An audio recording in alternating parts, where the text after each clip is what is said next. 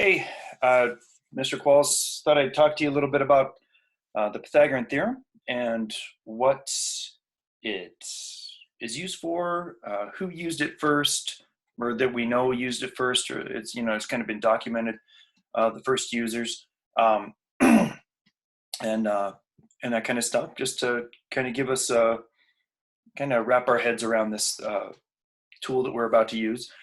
Basically, the Pythagorean Theorem is a mathematical tool that humans use to solve problems. And so humans use right triangles and squares to solve problems because we know a lot about squares and we know a lot about right triangles. In a right triangle, for instance, in a right triangle, you have some relationships that exist in a right triangle. We know that there are 180 degrees total in a right triangle. So if we're looking at 180 degrees total, if we add it up, let's just call this triangle A, B, and C, okay? I use capital letters because that's usually what we use to mark points on a graph. And so triangle ABC, if it's a right triangle ABC, then the measure of angle A, the measure of angle A plus the measure of angle B, and I mark that one with one swoop, and I mark this one with two because as far as I know, they're different from each other. Measure of angle B plus the measure of angle C. I had measure of angle A plus the measure of angle B plus the measure of angle C. We know that this totals to be 180 degrees. Now, also, there's a couple of other things there.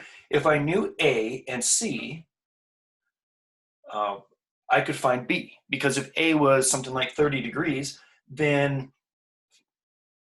if A was 30, then 90 plus 30 is 120, B must be 60. If I know B, measure of angle B, if I knew that it was 60, then 90 plus 60 is 150, subtract that, I get 30. So I can, if I know two angles, I can find the third. In any triangle, that's true. But if you know two, you can find the third, always. Because the 180 degree is always true.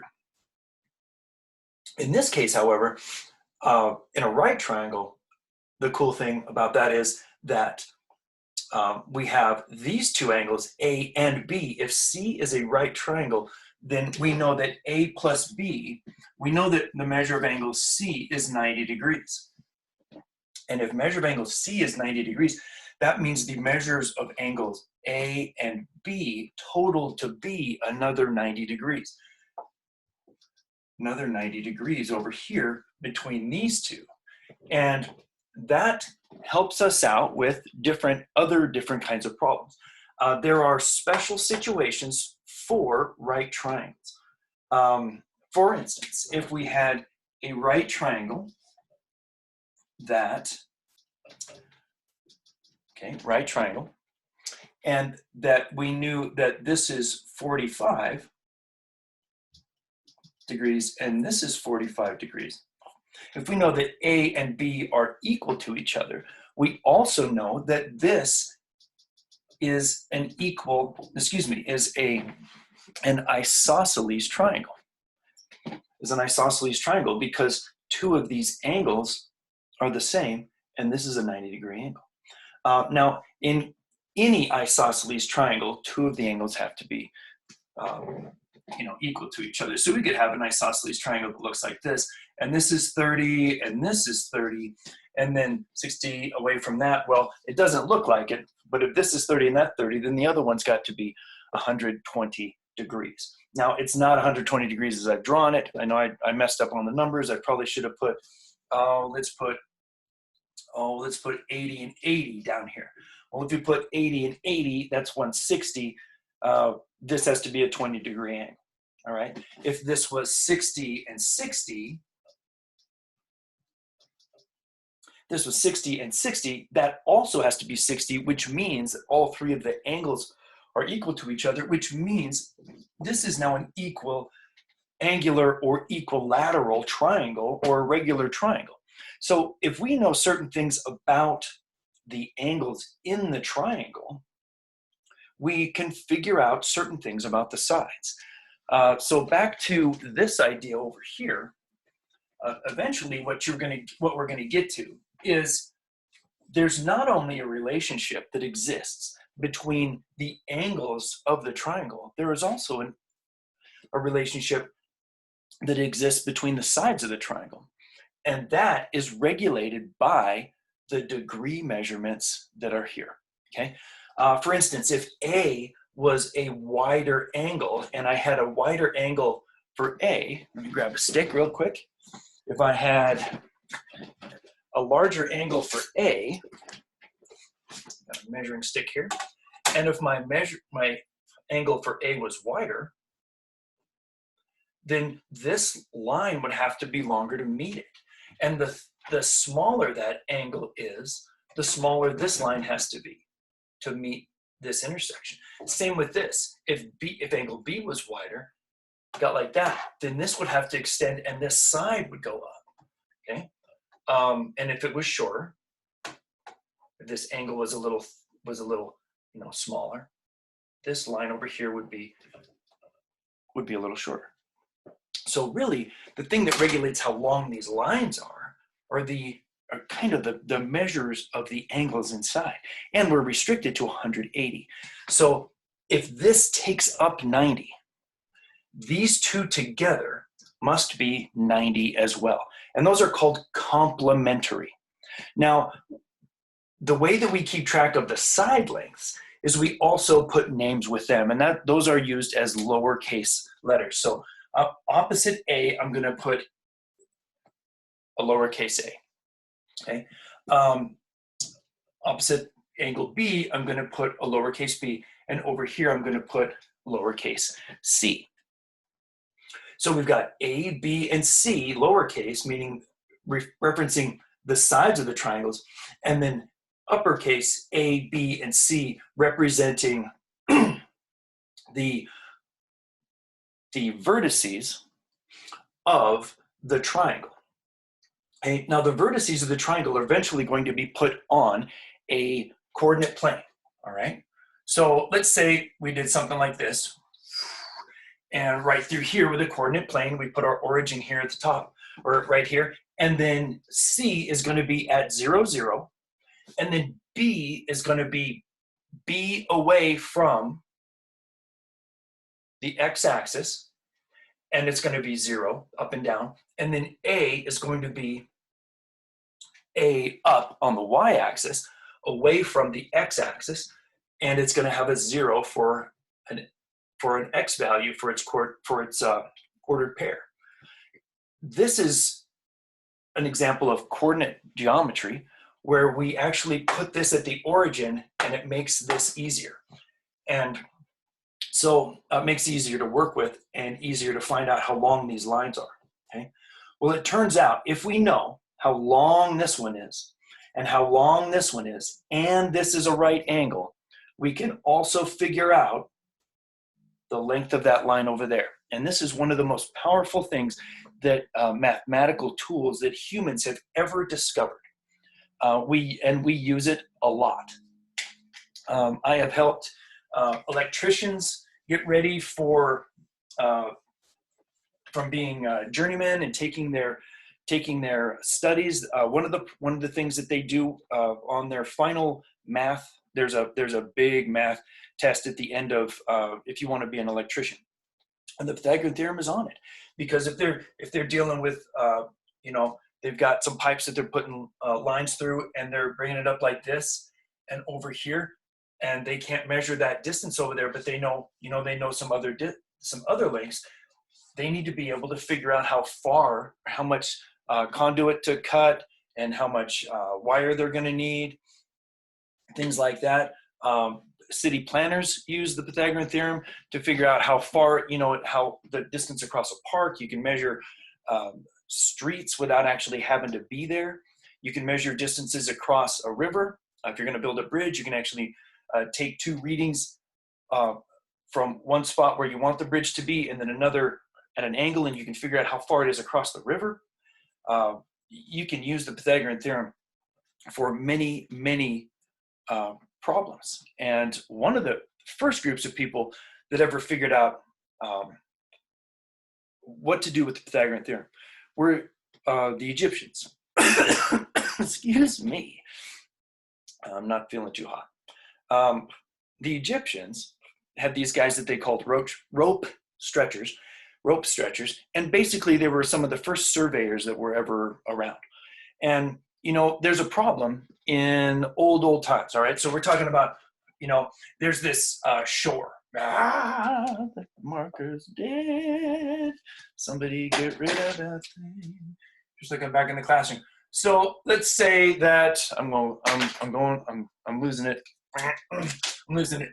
So here's this shoreline here. And this is the Mediterranean, the Med, right? The Med. And let's put a couple of, oh yeah, get that pyramid out there. Yep. And the Pharaoh, you know, the Pharaoh's up here watching things, and he's up in his palace and he's watching. And the Nile is here. And the Nile, you know, the Nile comes out and spills into the Mediterranean. And there's this water flow. And there's all these guys out here that are, you know, they've got their crops. Oh, and here's some, you know, the looks like corn to me. Okay, so there's this corn that is grown specifically for the Pharaoh. No one else gets to eat this corn. It's the Pharaoh's corn. And this is where it's grown every year. And there's this little plot here. And this is the most fertile part of the valley, and that's where we grow the Pharaoh's corn. And so, you know, springtime comes. We've had our corn, all that stuff, and the springtime comes, and the Nile, like almost, I don't know how much water it is, but it's an enormous amount of water, needs to leave the African continent and go north, and it's just like, and everything that's here just gets pushed off into the Med. All right, it's pushed off into the Med. And here's like, oh no, where's my corn, all my stuff, whatever. Well, the farmer that needs to build or needs to grow, the water calms down. It looks a little different than it did before. The water comes down, and it's coming out and it's spilling into the Med. And the guy that is growing the corn for the Pharaoh needs to know exactly where it was supposed to be. So he walks down here and he's like, well, you know, yeah, I think I remember seeing that pyramid from this angle, so I think this is where I grow this corn. And this other guy's down here is like, no, I remember it from this direction. I think this is where the corn's supposed to be. And there's another guy is like standing here, and I think the corn was right here last year, but we can't grow that. We have a problem. So what they figured out was, if they took 3 guys, I'm just guessing it was guys. So because of who they were and what they were doing. So what they do is they figure out if they have 3 guys and they walk out with this thing and they're using their math and they're using their, one of the things that the Egyptians got a handle on earlier than others was right triangles. And they had some issues, you know, with some other stuff, but right triangles, they really kind of nailed it. And so what they did was they took this thing and they realized that if they had a length of 3, you know, I know there's 4 beads there, but there are 3 lengths. There's 1, 2, and 3 lengths. If you look at that, there's 3 lengths. And then if they went 4 lengths on the top, 1, 2, 3, 4, they realized that the length on the other side was 1, 2, 3, 4, 5. And when they spread it out like this, we're going to see how well this works when I put it up on the board. It's a right triangle. Now, it looks close to a right triangle, but I'm telling you, it is a right triangle, and I will prove it to you in another video. This is a right triangle. It doesn't matter if we grab this side and go 3 down this way, and we put the 4 on the top. There we go. It is a right triangle. 3, 4, and 5 right here. This longer side opposite the 90-degree angle is called the hypotenuse, and these other two on the sides are called the legs. So the two that are on the side of the right triangle are called legs, and the one here, the longest one that's always opposite the right triangle, or the right angle, is called the hypotenuse. And I can hold these three here, and I can move this one down, and I can make that length on the bottom 3 and make the length over here 4, and it will stay a right triangle. So whatever I do, if I want to do that like that, what these guys did was established a point well outside the floodplain of the Nile, well outside. Because if you put something, you're like, hey, we've got this set, and then it's off into the Mediterranean again, Pharaoh's going to be mad, and nobody wants a 12-year-old king mad at them because things get ugly real quick. So what they did is they stood, and they have, well, one guy's going to stand here, another guy's going to stand down here, and another guy's going to come over here. Now these ropes weren't this big. They were very, very large. So what they did was they took these ropes and they said, well, if we're going to establish this one, and this guy's going to be 3 down this way, and this guy's going to be 4 over here, we're going to establish that this is a right angle, okay? So there's my right angle, and what they did was they marked over here where that was, and they marked it over here where this one was, and then they moved again. That guy would move down here, and they would put their length of 4 here. They put their length of 4 up top, and this guy would pull the 3 down like this, and he would establish that right there. And then that guy would hold that 3 down here. They would spread the 4 across the bottom, and they would establish another spot here. So right now what they've got is they've got a little rectangle here, and everything that they have measured is 90 degrees. And then when they came down like this, they had a little across here, and it was 90 degrees. So if this is 90 and this was 90, this is a straight line. And then they brought it over here. This was a 90-degree angle. This is a 90-degree angle. They have a rectangle down here. And so all they have to do is keep going across like this, put their 4 here. This isn't working as smoothly as I thought it would, but it's going to work well enough. So they've got their 4 across the top, and then they go 3 down over here, keeping their right angle, and it's right there. And then they do it over here, keep that 3 over on the side, and now they've got their right triangle, and they've got it here. And then they can move down this way, and all they did was walk their way across the floodplain of the Nile. And pretty soon they've got all of these marks that are in a straight line and all of these right angles. And they mark down where each one of these points is, you know, and then if they went back this direction, they would mark over here, and they mark all of these. And once they go out like that, and these guys establish this one, they can send another team down this way and another team out this way and another team back, and all these teams start working their way across, and they map the entire floor of that Nile Valley. Well, I don't know if they went the entire floor, but you can see they can figure out exactly where they want. And all they were using was the idea that no matter how you set this up, you have a length of 3 here, a length of 3 here, a length of 3 here, a length of 3 here. These are all 4s. 3, 3, 3, 4, 4, 4, 3, 3, and everything across were 5s. And what that did was ensure that they had right triangles. Because if you have a right triangle that has a length of 3 and a length of 4 for legs, and the hypotenuse is 5, and we're going to call this one A, and we're going to call this one B, because A and B are the legs, and C, if you'll remember, I called this capital C. This one is the lower C, lowercase c. And when you look at A and B, and you square them and compare it to C, this squared, 3 squared, is 9. 4 squared is 16.